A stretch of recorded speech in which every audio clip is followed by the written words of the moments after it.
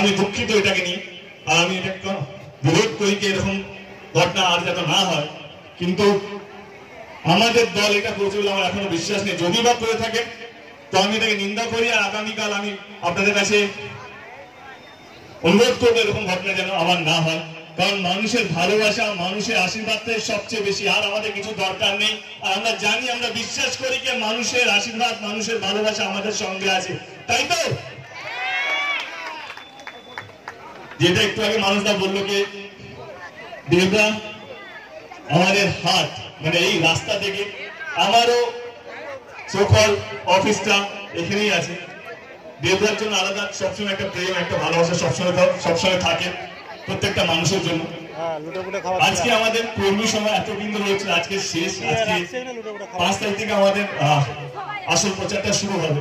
কিন্তু প্রচারটা হচ্ছে মানুষের কাছে ভালোবাসা পৌঁছানো, প্রচারটা হচ্ছে মানুষের কাছে উন্নয়নের কাজটা পৌঁছানো।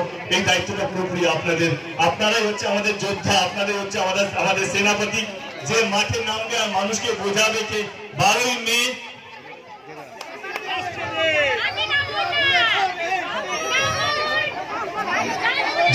ভোট দিন, তাই তো? ভালো থাকবেন, সাবধানে বাড়ি ফিরে যাবেন, আবার দেখা হবে। আরো খবরের আপডেট পেতে সাবস্ক্রাইব করুন আমাদের ইউটিউব চ্যানেলটি আর বেল আইকনে ক্লিক করুন নোটিফিকেশনস পেতে।